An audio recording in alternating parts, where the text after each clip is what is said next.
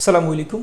আজকে আমরা একটা কনফিউজিং বিষয় নিয়ে সমাধান করে নিব। কনফিউজিং বিষয়টি নিয়ে আমাদেরকে প্রায়ই বিভিন্ন ভাইবা বোর্ডে জিজ্ঞেস করা হয়। এর বাহিরেও আমাদের আগ্রহের জায়গা থাকতে পারে এই বিষয়টা জানতে, যে বাংলাদেশকে কেন গণপ্রজাতন্ত্রী বাংলাদেশ বলা হয় সে বিষয়টা আজকে আমরা ক্লিয়ার করব। আমরা প্রথমে দেখতে পাচ্ছি প্রজাতন্ত্র এবং গণপ্রজাতন্ত্র আছে লেখা। প্রজাতন্ত্রের ইংলিশ হচ্ছে রিপাবলিক, আর গণপ্রজাতন্ত্র হলো পিপলস রিপাবলিক। এই দুটোই ডেমোক্রেসির দুইটা ফরমেশন। এখানেও জনগণের ভোটে নির্বাচিত প্রতিনিধি থাকবে, এখানেও জনগণের ভোটে নির্বাচিত প্রতিনিধি থাকবে। ডেমোক্রেসির নির্বাচনটা মেইনলি দুই ধরনের, একটা হচ্ছে প্রত্যক্ষ নির্বাচন, একটা হচ্ছে পরোক্ষ নির্বাচন। আমরা ইলেকশনকে বলতে পারি প্রত্যক্ষ ভোট, আর এই সিলেকশনটাকে বলতে পারি পরোক্ষ ভোট।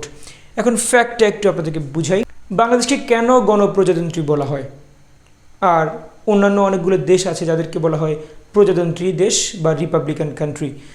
ফ্যাক্ট হলো কোনো দেশের সরাসরি রাষ্ট্রপতি বা প্রধানমন্ত্রীর নির্বাচন অনুষ্ঠিত হয়, কিন্তু আমাদের দেশে রাষ্ট্রপতি বা প্রধানমন্ত্রী নির্বাচন অনুষ্ঠিত হয় না। আমাদের দেশে 300 জন সংসদ সদস্যের নির্বাচন অনুষ্ঠিত হয়। এই 300 জনের মধ্য থেকে একজনকে প্রধানমন্ত্রী হিসেবে মনোনয়ন করা হয়, ইট মিনস সিলেকশন, এবং আরেকজনকে রাষ্ট্রপতি হিসেবে মনোনয়ন করা হয়। অর্থাৎ জনগণ প্রথমে ভোট দিয়ে যে 300 জনকে নির্বাচিত করবেন এটা হচ্ছে সরাসরি নির্বাচন, আর এই 300 জন তাদের মধ্য থেকে একজনকে প্রধানমন্ত্রী এবং আরেকজনকে প্রেসিডেন্ট হিসেবে মনোনীত করবেন, ওটা হচ্ছে মনোনয়ন বা সিলেকশন।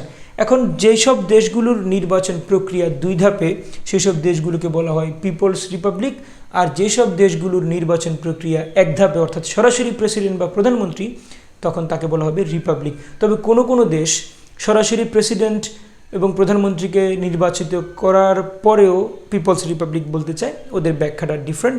কিন্তু বাংলাদেশকে কেন বলা হচ্ছে সে ব্যাখ্যাটা এখন ক্লিয়ার। বাংলাদেশের জনগণ প্রথমে 300 জন সংসদ সদস্যকে নির্বাচিত করে, এরপরে 300 জন সংসদ সদস্য একত্রে বসে তারা একজনকে প্রধানমন্ত্রী এবং একজনকে প্রেসিডেন্ট হিসেবে মনোনয়ন দেয়। সেজন্য বাংলাদেশকে বলা হয় পিপলস রিপাবলিক অফ বাংলাদেশ বা গণপ্রজাতন্ত্রী বাংলাদেশ। আশা করি ক্লিয়ার।